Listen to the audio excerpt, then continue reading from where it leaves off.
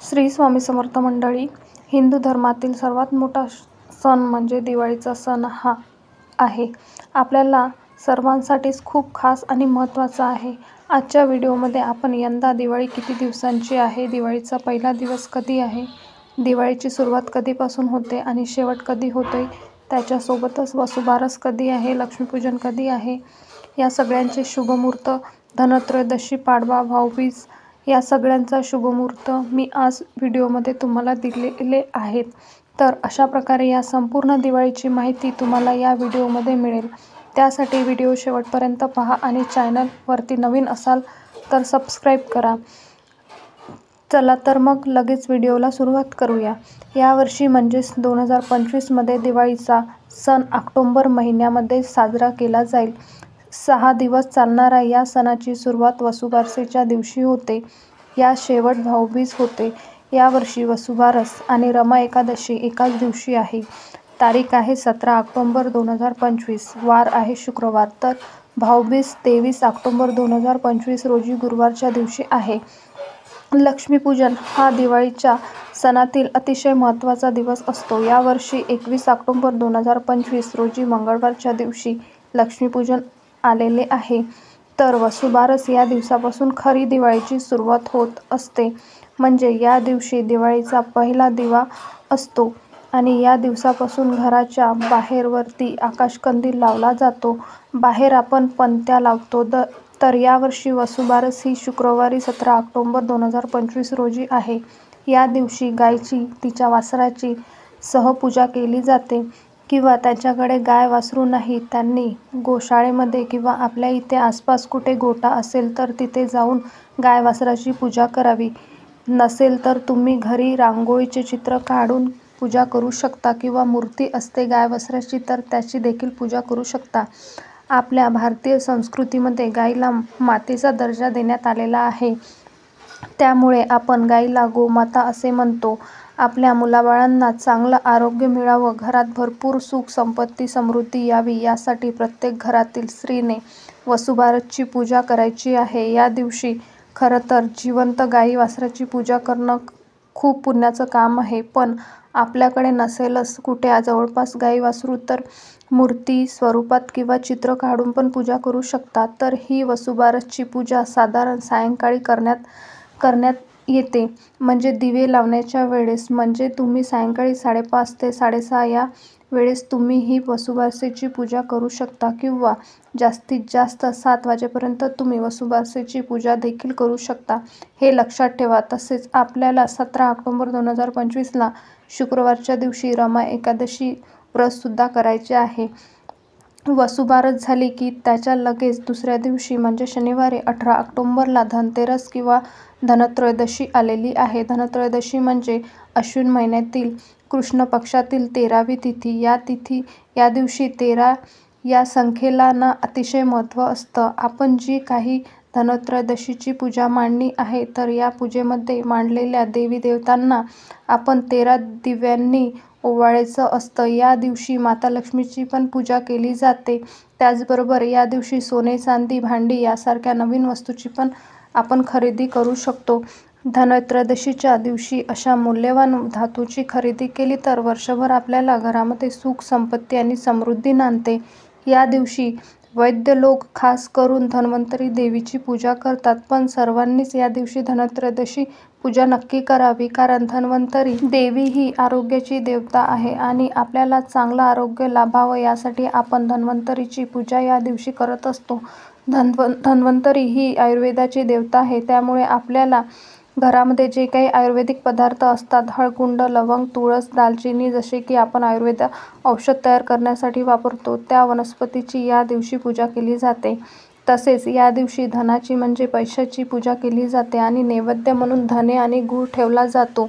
बघा, धनत्रयोदशीच्या दिवशी घरातील धनाची म्हणजे पैशाची पूजा, धान्याची पूजा केली जाते. तसंच धनत्रयोदशीला कोणत्या वस्तू आपण घेतल्या पाहिजे याचा देखील व्हिडिओ कालच आपल्या चॅनलवर तुम्हाला पाहायला मिळाला. तर शनिवारी 18 ऑक्टोबरला धनत्रयोदशी आहे आणि या दिवशी सकाळी 8 वाजल्यापासून ते 9:30 वाजेपर्यंत शुभ आणि दुपारी 1 वाजून 50 मिनिटांपासून ते सायंकाळी 4:45 5 वाजेपर्यंत लाभ आहे. मुहूर्त आहे आणि त्यानंतर सायंकाळी 6:15 ते रात्री 7:45 वाजेपर्यंत लाभ आहे आणि रात्री 9:15 ते उत्तर रात्री 12:30 वाजेपर्यंत शुभ आणि अमृत मुहूर्त असल्याने या शुभ काळामध्ये तुम्ही भांड्यांची किंवा इतर वस्तूची खरेदी करू शकता किंवा इतर कोणत्याही धातूची खरेदी तुम्ही या मुहूर्तावर करू शकता. आणि या धनत्रयोदशीच्या दिवशी सायंकाळी 7:16 ते 8:20 कधीही आपण पूजा करू शकतो. आणि हो, या दिवशी ना यमदीपदान देखील केले जाते. संपूर्ण वर्षामध्ये एक दिवस असा पण असतो की ज्या दिवशी यमराजाची पूजा केली जाते आणि दिवाळीतील हा दिवस यमदीपदान म्हणून ओळखला जातो. या दिवशी यमदेवाला एक दिवा दान केला जातो. अकाली मृत्यूची भीती नाहीशी करण्यासाठी ही पूजा केली जाते. धनत्रयोदशीच्या दिवशी यमाला प्रसन्न करण्यासाठी एक दिवा लावला जातो आणि या दिव्याचा अर्थ म्हणजे आपण यमदेवांना साक्षात प्रसन्न करतो आणि आमच्या कुटुंबामध्ये कोणताही अकाली अपघात मृत्यू होऊ नये म्हणून यामध्ये यमदेवांना प्रार्थना केली जाते आणि एक मंत्र पण म्हणायचा आहे. तर याचा डिटेल व्हिडिओ आपल्या चॅनलवरती येणार आहे. याचाच नाही तर दिवाळीच्या सगळ्या पूजेचा व्हिडिओ आपल्या चॅनलवरती येणार आहे. त्यासाठी चॅनलला सबस्क्राईब करून ठेवा. त्यामध्ये तुम्हाला डिटेल माहिती मिळेल. तर शनिवारी 18 ऑक्टोबरला धनत्रयोदशी आणि यामध्ये यमदीपदान होऊन जाते. त्यानंतर 19 ऑक्टोबरचा दिवशी दिवस सोडला की सोमवारी 20 ऑक्टोबरला नरक चतुर्दशी आहे. या दिवशी अभ्यंग स्नान केले जाते आणि या दिवशी अभ्यंग स्नानना खरंच खूप महत्त्व आहे. अभ्यंग स्नान म्हणजे अंगाला सुगंधी उटणे लावून शरीराने मनाची शुद्धी केली जाते. या नरक चतुर्दशीच्या दिवशी सर्वांनी न चुकता अभ्यंग स्नान करावे. या दिवसाला ना पहिली अंघोळ असं पण म्हणतात बरं का. परंपरेनुसार नरक चतुर्दशीला पहाटे अभ्यंग स्नान करण्याची प्रथा आहे. नरक चतुर्दशीला छोटी दिवाळी असं सुद्धा काही भागात म्हणतात. पुराणातील ग्रंथातील माहितीनुसार या दिवशी भगवान श्रीकृष्णांनी नरकासूर नावाच्या राक्षसाचा वध केला होता. तर हे अभ्यंग स्नान तुम्ही पहाटे 5:13 पासून ते सकाळी 6:25 पर्यंत अभ्यंग स्नानाचे शुभमुहूर्त आहे. त्यानंतर मंगळवारी 21 ऑक्टोबरला आहे लक्ष्मीपूजन. अश्विन अमावास्येचा दिवस म्हणजे लक्ष्मीपूजनेचा दिवस आणि या दिवसाची ना सगळेजण अगदी आतुरतेने वाट पाहत असतात. लक्ष्मीपूजनाचा दिवस ना अतिशय आनंदी आणि मंगलमय असतो. त्या दिवशी सर्वजण अगदी गरिबापासून ते श्रीमंतापर्यंत सर्वजण लक्ष्मीपूजन करतात. या दिवशी प्रत्येकजण लक्ष्मीचे स्वागत करतो. दारामध्ये रांगोळी, दिवे तसेच आकाशकंदील लावून लक्ष्मी मातेचं स्वागत केलं जातं. कारण आपल्याकडे जे काही आहे सोने, पैसा, समृद्धी हे सर्व लक्ष्मी असते. जर आपण तिची मनोभावे पूजा केली तर आपल्याला यातलं काहीच कमी पडत नाही. पण या दिवशी आपल्याला लक्ष्मी मातेसह कुबेराची पण पूजा करायची आहे. पण यावर्षी अमावस्या ही सोमवारी 20 ऑक्टोबरला दुपारी 3:44 लागणार आहे. ते 21 ऑक्टोबरला सायंकाळी 5:54 पर्यंत असणार आहे आणि दरवर्षी आपण अमावस्या काळात लक्ष्मीपूजन करत असतो. त्यामुळे यावर्षी अनेकांच्या मनामध्ये गोंधळ निर्माण झालेला आहे की लक्ष्मीपूजन आपल्याला 20 ऑक्टोबरला करायचं आहे की 21 ऑक्टोबरला. पण 20 ऑक्टोबरला प्रदोष काळामध्ये अमावस्येची व्याप्ती अधिक असून 21 ऑक्टोबरला प्रदोष काळात अमावस्येची व्याप्ती अल्पकाळ आहेत. या दोन्ही दिवशी प्रदोष काळात अमावस्येची व्याप्ती कमी अधिक असल्यामुळे दुसऱ्या दिवशी म्हणजे अमावस्येच्या दिवशी 21 ऑक्टोबरला लक्ष्मीपूजन करावे. मंगळवारी दिनांक 21 ऑक्टोबर रोजी सकाळी 6:10 पासून ते रात्री 8:44 पर्यंत या प्रदोष काळात तुम्ही लक्ष्मीपूजन करू शकता. आणि तुम्हाला या दिवशी जरी वही पूजन करायचं असेल तर तुम्ही रात्री 7:43 पासून ते रात्री 9:15 वाजेपर्यंत लक्ष्मीपूजन आणि वहीपूजन देखील करू शकता. यानंतर लक्ष्मीपूजनच्या दुसऱ्या दिवशी म्हणजे बुधवारी 22 ऑक्टोबरला दीपावली पाडवा आहे, ज्याला बलिप्रतिपदा असं पण म्हणतात. हा दिवस ना पती-पत्नीच्या प्रेमाचा दिवस आहे. या दिवशी पत्नी आपल्या पतीचे औक्षण करते. या पाडव्याच्या दिवशी पण तुम्ही कोणत्याही चांगल्या वस्तूची खरेदी नक्कीच करा, कारण हा 3.5 मुहूर्तापैकी सुद्धा एक मुहूर्त मानला जातो. त्यामुळे या दिवशी खरेदी केली तर ती अतिशय शुभ ठरते. तुम्ही सोने चांदी यासारख्या धातूंची पण खरेदी करू शकता किंवा कपडे भांडी यासारख्या वस्तूची पण खरेदी करू शकता.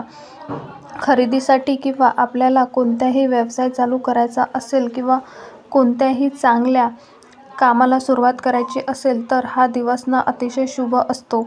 या दिवाळी पाडव्याच्या दिवशी बुधवार 22 ऑक्टोबर रोजी सूर्योदयापासून ते सकाळी 9:30 पर्यंत लाभ आणि अमृत सकाळी 10:56 ते दुपारी 12:23 पर्यंत शुभ मुहूर्त आहे.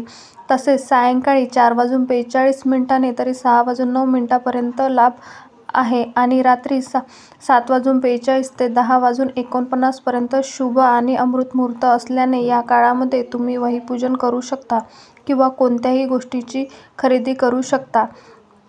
त्यानंतर दिवाळीचा शेवटचा दिवस गुरुवारी 23 ऑक्टोबरला आहे. भाऊबीज हा दिवस सर्वात प्रिय आहे. बहिणी या दिवशी आपल्या भावाला औक्षण करते, त्याला ओवाळायचे आणि भाऊ पण आपल्या बहिणीसाठी ओवाळणी देतो. तर या दिवशी म्हणजे गुरुवारी 23 सप्टेंबरला भाऊबीजेला दुपारी 1:13 पासून ते दुपारी 3:28 पर्यंत औक्षणासाठी शुभ मुहूर्त आहे. यावेळेस बहीण आपल्या भावाचं औक्षण करू शकतात. तर भाऊबीज हा दिवाळीचा शेवटचा दिवस असतो. अशा प्रकारे यावर्षी दिवाळी ही 6 दिवसांची असणार आहे आणि दिवाळीच्या सणानंतर तुळशीच्या लग्नाला सुद्धा खूप महत्त्व आहे. कार्तिक शुक्ल एकादशीपासून ते कार्तिक पौर्णिमेपर्यंत म्हणजे त्रिपुरा पौर्णिमेपर्यंत तुळशीचा विवाह केला जातो. आपल्या हिंदू धर्मामध्ये तुळशी विवाह फार महत्त्वाचे आहे. तर बघा 2 तारखेला तुळशी विवाह आहे. ज्यांना 2 तारखेला जमणार नाही त्यांनी 5 तारखेपर्यंत कधीही तुळशी विवाह करू शकता. त्रिपुरारी पौर्णिमेपर्यंत तुळशीचे लग्न पण लावू शकतो. त्या दिवशी सायंकाळी गोरज मुहूर्तावर तुळशीचा विवाह केला जातो आणि एकदा का तुळशी विवाह संपन्न झाला की इतर विवाहांच्या मुहूर्ताचा तिथी निघायला सुद्धा सुरुवात होते. अशा प्रकारे आजच्या व्हिडिओमध्ये आपण दिवाळीला प्रत्येक दिवसाची माहिती आणि मुहूर्त पाहिला की कोणत्या दिवशी कोणत्या मुहूर्तावर आपल्याला पूजा करायची आहे. तर या सगळ्या दिवसांचे शुभमुहूर्त मी दिलेले आहेत. यामुळे तुम्ही पण शुभमुहूर्तावरती पूजा करायचा नक्की प्रयत्न करा. कसा वाटला तुम्हाला आजचा व्हिडिओ मला नक्की सांगा. आवडला असेल तर लाईक करा, जास्तीत जास्त लोकांपर्यंत शेअर करा आणि असेच नवनवीन व्हिडिओ पाहण्यासाठी आपल्या चॅनलला सबस्क्राईब करा. व्हिडिओ शेवटपर्यंत पाहिल्याबद्दल खूप खूप धन्यवाद.